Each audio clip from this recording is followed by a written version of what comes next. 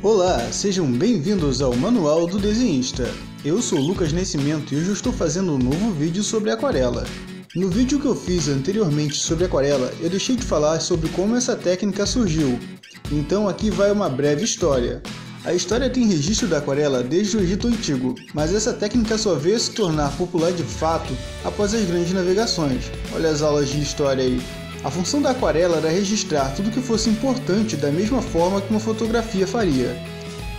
É claro que outras técnicas dariam muito mais detalhes do que as aquarelas, mas tenta imaginar como seria complicado um cidadão carregando e abrindo um cavalete no meio da mata para capturar uma imagem de um pássaro recém-descoberto. Até ele abrir o cavalete, o pássaro teria voado. Quando ele terminasse de preparar todas as tintas, a luz do sol já teria mudado, e o barulho que ele faria no processo teria traído uma onça para ele. Então, para não tornar essa história num banho de sangue, acredito que a aquarela seja realmente o mais aconselhável.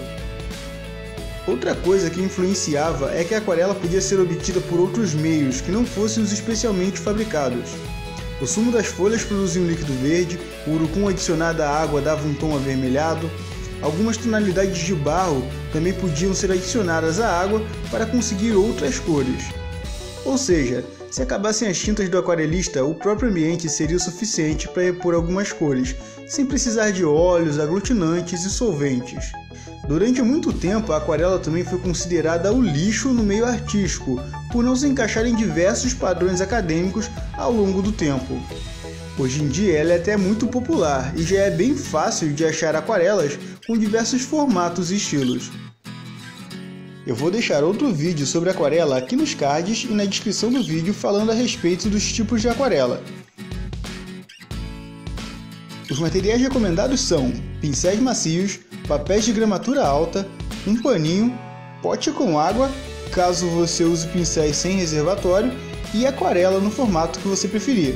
Usando a aquarela em tubos, é bom usar também uma paleta para poder misturar a tinta. Qualquer pratinho descartável ou forma de gelo já serve. O primeiro passo para usar a aquarela é molhar as tintas se elas estiverem em pastilhas. Isso porque, como a aquarela seca rápido, às vezes não dá para perder tempo preparando a tinta enquanto o papel seca. Aproveita também para preparar as cores. Quando você vai preencher uma área muito grande com uma mesma cor, o ideal é fazer uma poça com a cor que você quer. Alguns aquarelistas chamam de banheira. Desse jeito, não vai ser preciso ter um mega trabalho para tentar chegar na mesma cor duas vezes. Na aquarela, os tons se sobrepõem, então é bem mais fácil começar pelas cores mais claras.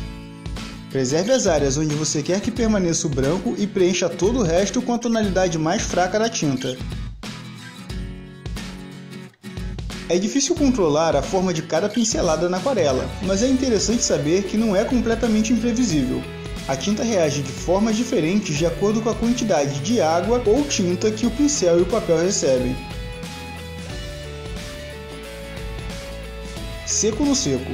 O pincel tem pouca água se você for usar pastilhas, e água nenhuma caso use tubos.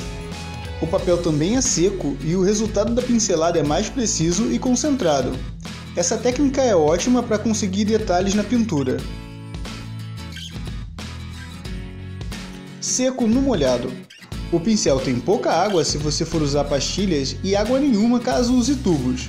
Mas desta vez o papel é molhado antes de colocar a tinta. Essa técnica ajuda a cobrir grandes áreas e espalhar a tinta, mas de forma não muito uniforme. Também costuma deixar as marcas de água no papel. Molhado no seco. Com o pincel carregado de água e tinta, pinte o papel seco. O resultado é uma precisão boa, mas cobrindo uma área maior e aproveitando um pouco mais a tinta. Técnica útil para cobrir pequenas áreas formando manchas consistentes e deixando pinceladas bem marcadas. Molhado no molhado. Pincel bem carregado com água e tinta. Papel molhado previamente. Essa técnica é excelente para cobrir fundos e misturar cores com transições suaves e homogêneas. Você também pode usar essa técnica para desenhar no papel usando apenas água, e depois apenas depositar a tinta em alguns pontos, para que ela se espalhe por toda a área coberta com a água. Quanto mais água, mais imprevisível a aquarela. Para garantir mais controle, é possível usar o pincel carregado com pouca água. Esperar o papel secar antes da próxima camada pode ser melhor para aplicar as devidas etapas, mas isso vai depender do resultado que você quer alcançar. Outra coisa que pode garantir o controle maior é manter a folha na qual você está pintando levemente inclinada. Assim, você pode ter certeza de para onde a água vai correr. Outras técnicas também são utilizadas para fazer efeitos dentro da aquarela. Por exemplo, se quiser fazer efeitos de nuvens ou tirar o excesso de tinta do papel, basta pegar um paninho seco e limpar a área ainda molhada. Caso queira fazer ranhuras, como as da casca de uma árvore, por exemplo, você pode riscar o papel com uma chave, uma agulha ou uma caneta sem tinta e só então passar a tinta por cima. A tinta vai se concentrar dentro dos vincos, deixando eles mais escuros.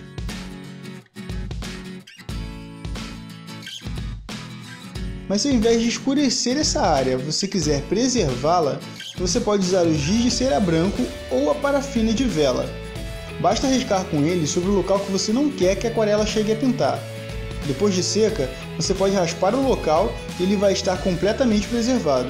Tem até uma máscara de látex que faz esse efeito com um resultado melhor, mas é um pouco cara e difícil de arranjar. Uma alternativa a isso é pintar com guache branco sobre as áreas que você queria preservar. E por que não utilizar o branco da aquarela então? Porque o branco da aquarela é transparente e quase não aparece no meio de outras cores. Você também pode fazer efeitos mais livres, como splashes, fazendo gotas de tinta e assoprando na direção que quiser, ou segurando o pincel de uma posição alta e apertando as cerdas para fazer a tinta cair e a gota se espalhar quando se chocar com o papel. É possível fazer o efeito de folha de árvores, usando o pincel seco e esgarçando as cerdas, com a tinta quase seca.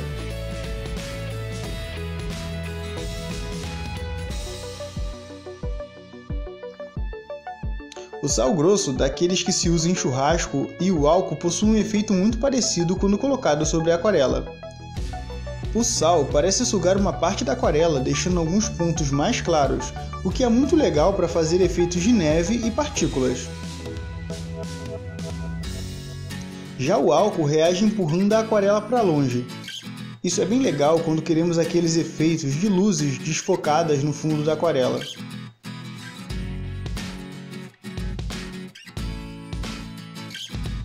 Se você colocar água demais no papel, pode tirar o excesso da água secando o pincel e encostando na borda da poça.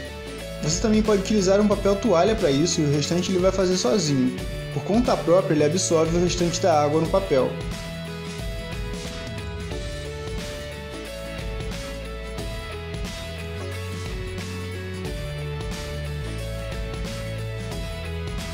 Para finalizar a aquarela, você pode usar uma caneta preta, mas certifique-se de que ela seja à prova d'água. Se não for, a tinta pode se misturar à água e fazer uma bagunça no seu desenho. Esteja preparado para que a aquarela desbote levemente. Quando seca, ela fica um pouco mais opaca e clara, por isso, faça as cores um pouco mais saturadas. Por ser transparente, a aquarela pode não cobrir bem os traços mais fortes do rascunho, então tome cuidado com isso. E essas são as principais coisas para se saber a respeito da aquarela. Se você gostou, clique em gostei. Se fizer alguma aquarela usando o que você aprendeu aqui, posta no Instagram ou no Facebook com a hashtag Aprendi no Manual, e eu vou adorar postá-la na página. Comenta se você conhece alguma técnica que acha que vale a pena colocar aqui num segundo vídeo. Compartilhe esse vídeo com seu amigo que quer aprender aquarela e se inscreve no canal para novas técnicas de pintura. Por hoje é só, eu espero que tenha gostado e até a próxima, desenhista!